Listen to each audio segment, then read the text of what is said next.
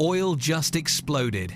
In less than days, crude prices surged nearly 20%, sending shockwaves across global markets. Gas prices are climbing. Stocks are falling. And investors everywhere are asking the same question. Is this the start of the next oil supercycle or a massive trap? Because while retail traders are rushing to buy oil, billionaires are quietly making one very different trade. And if history repeats itself, this move could generate huge profits while everyone else chases headlines. So let's break down exactly what's happening. The trigger is the rapidly escalating conflict involving Iran in the Middle East. Within days, oil facilities were targeted, shipping routes were disrupted, insurance for tankers skyrocketed, and suddenly the Strait of Hormuz, the world's most important oil choke point, became unstable. That narrow passage alone moves about 1/5 of global oil supply. So when markets even suspect a disruption there, oil doesn't just rise, it explodes. That's exactly what happened this week. Crude prices surged past $90 a barrel, with analysts warning the next stop could be $100 or even $150 if the conflict escalates. But here's where things get interesting. Because this type of oil spike has happened many times before. When wars begin in oil-producing regions, oil prices almost always spike immediately. But the spike is often driven by something called the geopolitical risk premium. That's when traders price in future supply disruptions, even if the oil supply hasn't actually fallen yet. Think about it. Markets aren't reacting to lost oil today. They're reacting to fear about tomorrow. And historically, that fear spike creates one of the most profitable trading setups in commodities.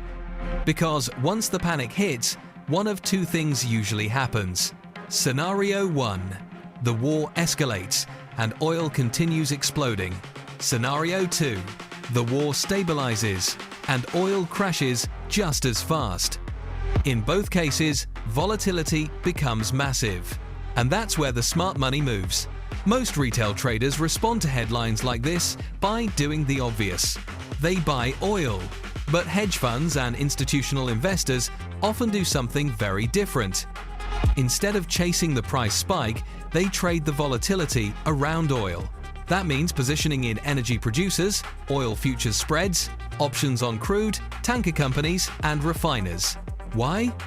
Because when oil jumps like this, entire sectors of the economy suddenly become mispriced. For example, energy companies suddenly generate huge cash flows when oil rises. Meanwhile, industries like airlines, logistics, and manufacturing get crushed. So billionaires aren't just betting on oil, they're betting on the ripple effects of oil. And one trade in particular keeps showing up during oil shocks. The trade is energy producers, specifically exploration and production companies. Why? Because when oil prices spike, these companies suddenly start printing money.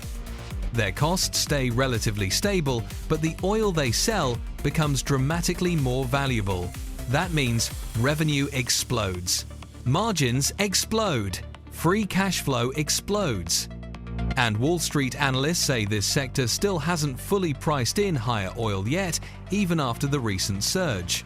In fact, energy stocks have historically outperformed the broader market during oil shocks, which explains why institutional investors often rotate into them early during geopolitical crises. But there's another twist. Because some of the biggest money in the world is betting something even bigger could happen next. The real fear in global markets right now isn't just higher oil, it's supply disruption. Remember that narrow waterway we talked about earlier? The Strait of Hormuz. If shipping there slows or stops, nearly 20% of global oil supply could be affected overnight. That kind of shock could push oil to $100, $120, maybe even higher. And if that happens, it won't just affect gas prices. It could trigger higher inflation, stock market volatility, and delayed interest rate cuts, which is exactly why markets are suddenly so nervous. But here's the thing most people miss. Oil spikes caused by wars often don't last forever. History shows that once the market fully prices the conflict, prices often stabilize or fall. Which means the biggest danger for investors right now is chasing the spike. By the time headlines scream oil crisis, smart money is already planning the next move. So here's the big takeaway. Yes, oil just exploded after the Iran war. Yes, prices could still move higher, but the real opportunity isn't blindly buying oil. It's understanding the chain reaction oil creates across global markets.